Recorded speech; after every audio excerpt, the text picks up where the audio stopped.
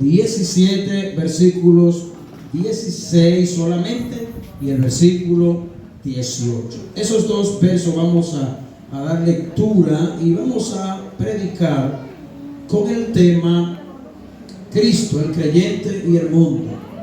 Cristo, el creyente y el mundo.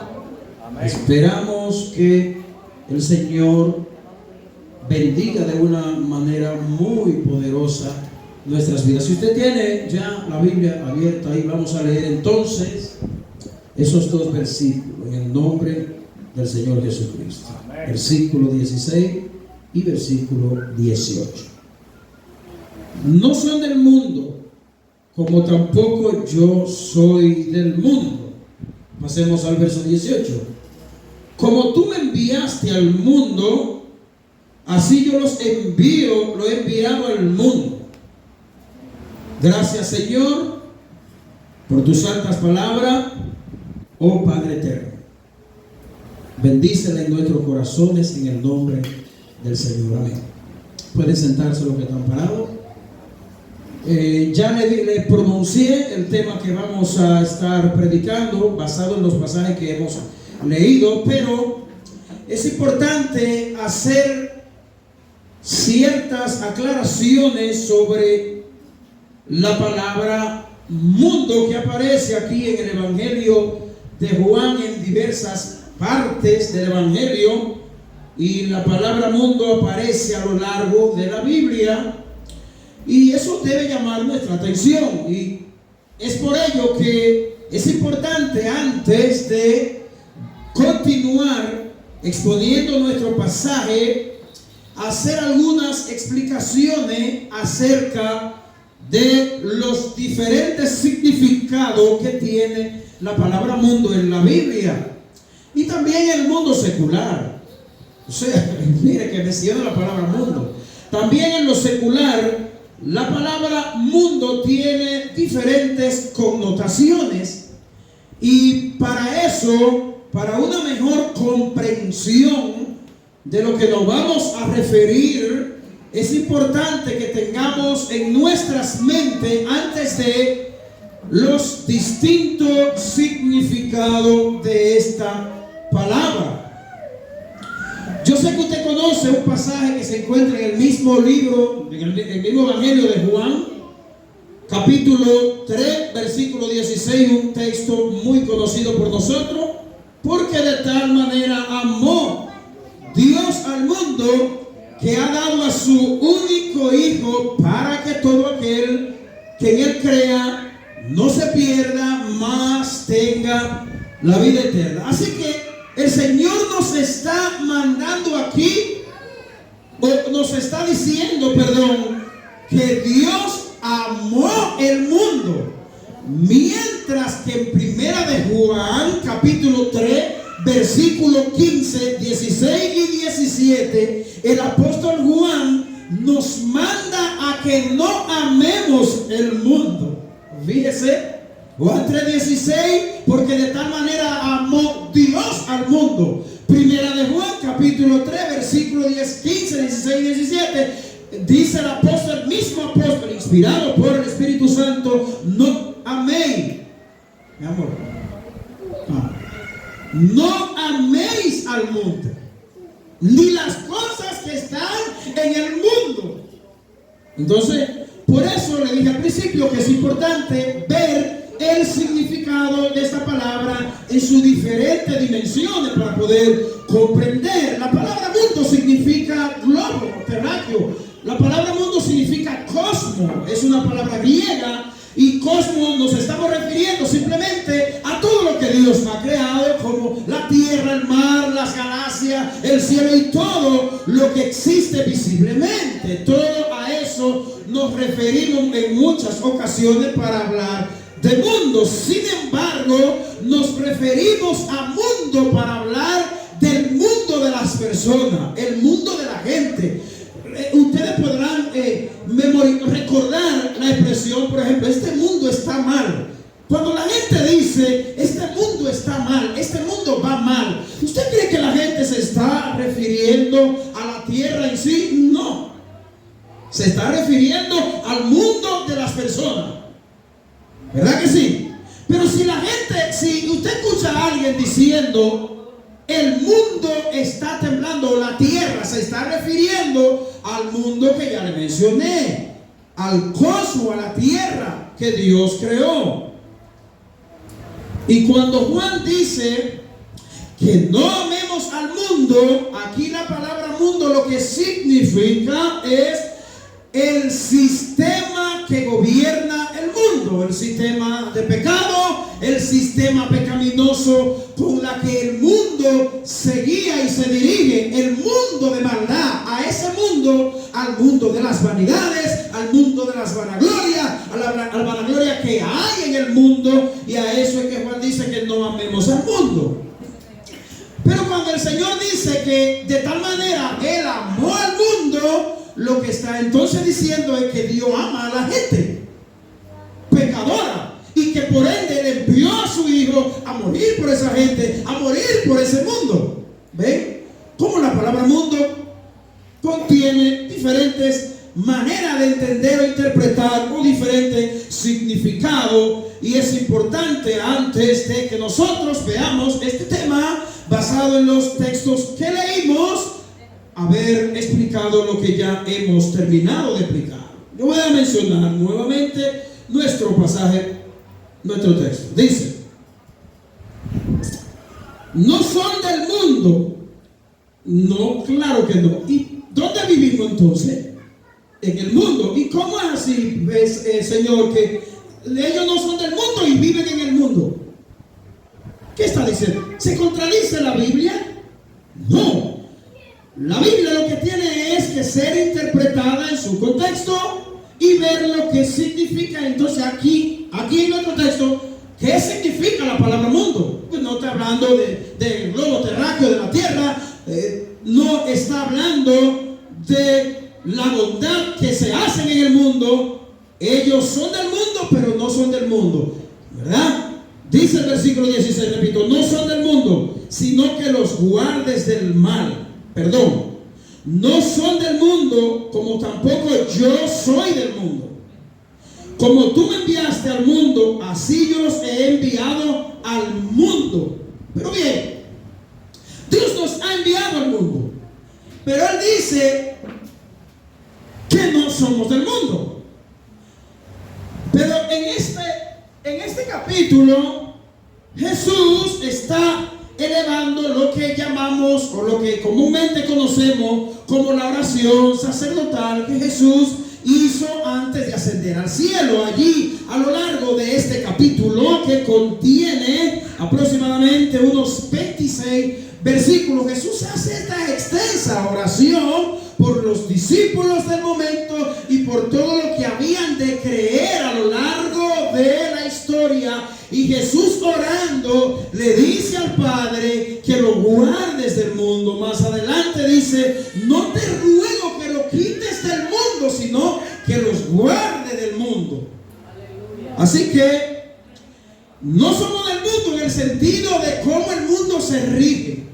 No somos del mundo en el sentido del sistema que impera en este mundo. En este mundo hay un imperio de maldad que gobierna en los corazones de los seres humanos. Y allí es donde el Señor quiere que tú y yo seamos guardados de este mundo. Maravilloso es el Señor. Uno de los más grandes e importantes temas a tratar es nuestra relación con el mundo. Nosotros vivimos en el mundo, dice la Biblia que no somos del mundo, pero vivimos aquí. Sin embargo, habrán muchas cosas en las que tú y yo, como cristianos, nos vamos a relacionar con el mundo. ¿Y cómo así? Bueno, te va a relacionar con cosas del mundo, como el trabajo. Te va a relacionar con cosas del mundo, como la alimentación que disfrutamos en este mundo, compartir con personas el evangelio, compartir con tu familia el evangelio, compartir con aquellos que están realmente perdidos en el mundo del mal. Allí tú tendrás que compartir con esas personas. Y cuando la Biblia dice que no somos de este mundo, vuelvo y repito, es con relación a la manera en la que el mundo se rige. No, ahí no somos del mundo. Pero ¿sabe qué? Muchos de nosotros los cristianos cometemos el gravísimo error de hacer o tomar los dos extremos de una manera extremada. Ejemplo, algunos creyentes se alejan totalmente del mundo y parecen ermitaños en una cueva, en una montaña donde nadie lo ve, donde no utilizan vehículos, no utilizan teléfono, no utilizan nada, porque no podemos amar el mundo. Ese es un extremo, porque el mundo nos necesita. ¿Para qué? Para que seamos sal y luz en este mundo. Para que seamos sal y luz de nuestra familia. Para que seamos de bendición en nuestras iglesias. Sí, en ese sentido el mundo nos necesita. Por Cristo lo dijo, ustedes son la sal de la tierra y la luz del mundo. ¿Ven? Como de una manera el mundo no nos pertenece, no debemos sucumbir, ni bailar, ni compararnos con el mundo, pero en otro sentido sí el mundo nos necesita. Y a veces, y en muchas ocasiones, nosotros nos vamos a ambos extremos. El otro extremo es de coquetear mucho con el mundo, de abrazar mucho el mundo y abrazar las cosas de este mundo, o sentirse muy cómodo en este mundo, no quererse ir nunca de esta tierra. Ay, Señor, no venga ahora porque yo tengo que casarme. Es una expresión de muchos cristianos. Yo también cometí ese error. Ay, Señor, no venga ahora porque me falta construir un edificio, me falta emprender una empresa. Señor, no venga todavía. Cuando Apocalipsis al final dice el autor, sí, ven, Señor Jesús, amén.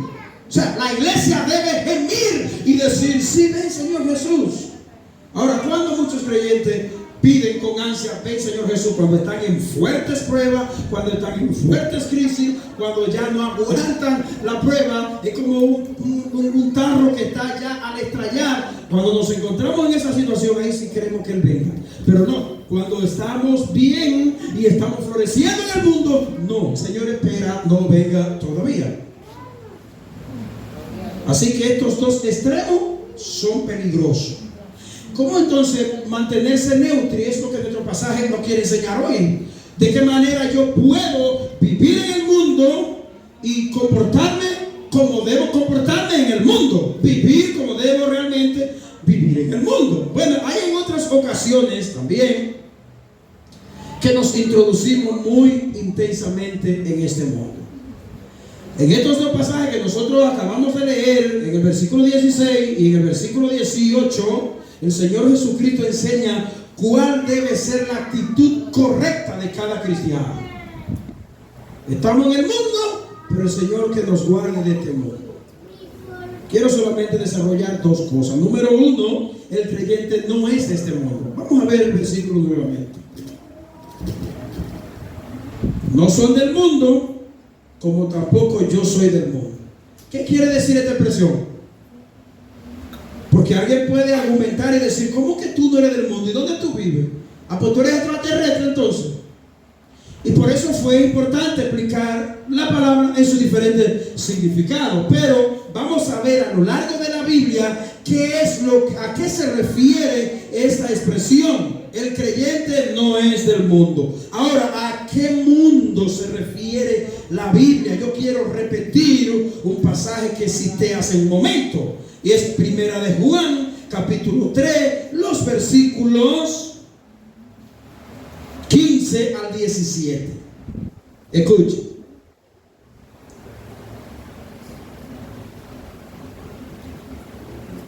Primera de Juan 2:15, perdón. Dice así: no améis al mundo ni las cosas que están en el mundo. Si alguno ama al mundo, el amor del Padre no está en él. Aquí está. Esta es la razón. Versículo 16. Porque todo lo que hay en el mundo, y que los deseos de la carne, los deseos de los ojos, la vanagloria de la vida, no provienen del Padre, sino que provienen del mundo. Versículo 17, y el mundo pasa y sus deseos, pero el que hace la voluntad de Dios permanece para siempre. Es de ese mundo que nosotros no somos. Tenemos un nacimiento cuyo origen tampoco es de este mundo. Lucas capítulo 1 versículo 35, escucha lo que dice. Ciertamente, mis queridos hermanos, el origen de tu nacimiento, del nuevo nacimiento producido en tu vida y en mi vida, no depende de este mundo. Versículo 35 dice: respondiendo el ángel le dijo, el Espíritu Santo vendrá sobre ti y el poder del Altísimo te cubrirá con su sombra, por lo cual también el santo ser que nacerá será llamado Hijo de Dios. ¿Y por qué? Aquí cuando María concibe al niño Jesús, ¿por qué dice que es del Espíritu? Porque no es un nacimiento terrenal, es un nacimiento espiritual, que es lo mismo que ha ocurrido en la vida tuya y en la vida mía.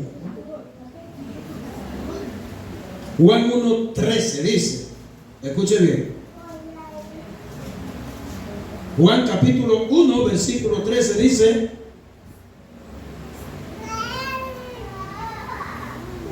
los cuales no son engendrados de sangre, ni de voluntad de carne, ni de voluntad de varón, sino de Dios. Así que el creyente no es de este mundo, porque en primer lugar su nacimiento no tiene ningún origen de aquí de la tierra, sino que su origen viene del mismo Dios.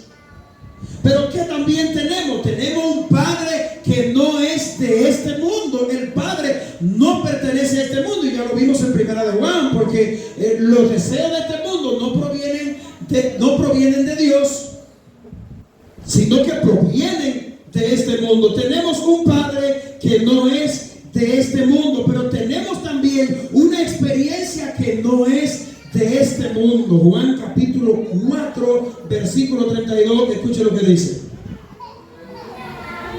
y les digo, yo no tengo una comida que comer que vosotros no sabéis. Repito, versículo 32, él les dijo, yo no tengo una comida que comer que vosotros no sabéis. Entonces Jesús está hablando aquí claramente acerca de nuestro nacimiento y la experiencia que cada uno de nosotros tiene. Tenemos también un poder que no es de este mundo. Capítulo 16 del mismo Juan, versículo 32. Dice así, versículo 32: he aquí la hora viene y ha venido ya, en que seréis esparcidos cada uno por su lado, y me dejaréis solo, mas no estoy solo, porque el Padre está conmigo. Si el que actuó en Jesús, cuando Jesús fue desamparado por sus discípulos, no hubiese sido el poder de Dios que actuó en la resurrección de Cristo, Cristo no hubiese tenido la victoria que obtuvo. Pero tú tampoco hubiese tenido, ni ha de tener, las grandes victorias que Dios nos ha dado y la que nos seguirá dando. Así que tenemos un poder que no es de este mundo. No es un poder político, no es un poder militar, no es un poder bélico, no es un poder de bombas nucleares como las que los hombres han hecho, no es un poder imperial, sino que es el poder de Dios. Tenemos un hogar que no pertenece a este mundo, y esto es algo que los creyentes deben añorar y deben amar de todo corazón. El versículo 3 de Juan 14 lo dice bien claro, antes de Jesús ascender al cielo, alentando a sus discípulos que se encontraban desalentados, tristes porque Jesús ya iba a morir en la cruz. Oigan las palabras alentadoras que el Señor le dice a estos discípulos desamparados, humanamente hablando: y si me fuere y os preparare lugar, vendré otra vez y os tomaré a mí mismo, para que donde yo estoy, vosotros también estéis. Oh, qué promesa más extraordinaria. nuestro hogar no depende de que nosotros tomemos un avión ahora mismo y nos vayamos a otro país más desarrollado que el nuestro, donde haya más posibilidades de trabajo, donde sea más desarrollado, donde el sistema educativo de ese país sea mejor que el nuestro. No, ese no es nuestro hogar. ¿Sabe por qué? Porque en esta tierra no hay lugar seguro. Eso es lo que dijo Cristo en Mateo, cuando refiriéndose al valor del evangelio, hablando de los tesoros, que no hagamos tesoros aquí en la tierra, donde la polilla y el orín corrompen y ladrones hurtan, roban, las cosas se dañan, se pueden podrir, sino que hagamos tesoros en el cielo. Amén, gloria a Dios. Ese es nuestro hogar. Estos son los grandes puntos de separación que existen entre tú y yo con el mundo. Todo lo que acabamos de decir no son accidentales, sino esenciales. No han de ser asumidos por forma temporal para luego dejarlas a un lado. Es decir, que lo que tú y yo hemos creído, tenemos que creerlo eternamente y para siempre. Tú y yo proclamamos y creemos en la segunda venida de Cristo. Tú y yo creemos en la resurrección de nuestro cuerpo. Tú y yo creemos en el poder salvador de Dios que actúa en ti y en mí, de manera que esto no puede ser temporal. No, hermano, esto no puede ser temporal. Siempre debemos tenerlos presentes, no como una insignia que pertenezca a una institución que puede ser debrogada, puede exterminarse, puede ser destruida. No, la esperanza del cristiano no es así, o como algo exterior que podemos ver, que podemos presenciar, sino como realidades internas que están dentro de cada uno de nosotros. Por eso el mundo se asombra cuando observa a creyentes sufrir en este mundo y verlos alabando a Dios. El mundo se asombra cuando creyentes mueren por su fe. El mundo se asombra, es un testimonio vivo cuando cristianos mueren ametrallados, cuando cristianos mueren ahorcados, cuando cristianos mueren quemados vivos, hermano. Es un mensaje extraordinario para los incrédulos. Es un mensaje extraordinario para los enemigos de Dios. Cristo, el creyente y el mundo. Pero una interrogante surge aquí. Una pregunta para que me entienda mejor. ¿Hemos de mantenernos alejados del mundo de manera que no entremos en alguno de sus placeres o en el mundo del trabajo? Sumamente, esta tiene una respuesta y es un rotundo no. Como ya le dije al principio, los creyentes estamos llamados a relacionarnos en el mundo de una manera que la Biblia lo presenta bien claro. Nosotros utilizamos muchos medios de este mundo para proclamar el evangelio, ¿verdad que sí? Eso no se puede negar. El desarrollo de la tecnología ha permitido que el evangelio hoy sea propagado por muchas partes del mundo, y son cosas de este mundo. Pero veamos, ya casi finalizando, cómo Cristo se introdujo en la vida, cuando y cuán cercano estuvo el Señor, el Hijo del Hombre que se hizo carne, el Verbo de Dios. Cuán cerca estuvo de la gente. Y muchos criticaron al Señor porque come con pecadores. Sin embargo, el Señor Jesucristo estaba en el mundo porque había sido, como lo expresa la Sagrada Escritura, había sido enviado al mundo por el Padre. Así también el Padre nos ha enviado a nosotros a este mundo. ¿A qué nos ha enviado Dios a este mundo? Para que nosotros nos hagamos millonarios y famosos en este mundo, para que nos aficiemos más de este mundo. El Señor nos ha enviado a este mundo a sacrificarnos por este mundo. El Señor nos ha enviado y nos tiene en este mundo para que, como le dije al principio, nosotros seamos sal de este mundo. ¿Cuánta desesperanza hay en el mundo, hermano? Basta con ver las noticias. Basta con ver los medios de comunicación, noticias desagradables, muerte por doquier, de control en la naturaleza, el mundo, la cosmovisión de la gente torcida. En vez de pensar correctamente, la gente piensa mal. Y ese es el mundo que nos ha tocado vivir a nosotros los cristianos. Por eso que tenemos tanta opresión en este mundo.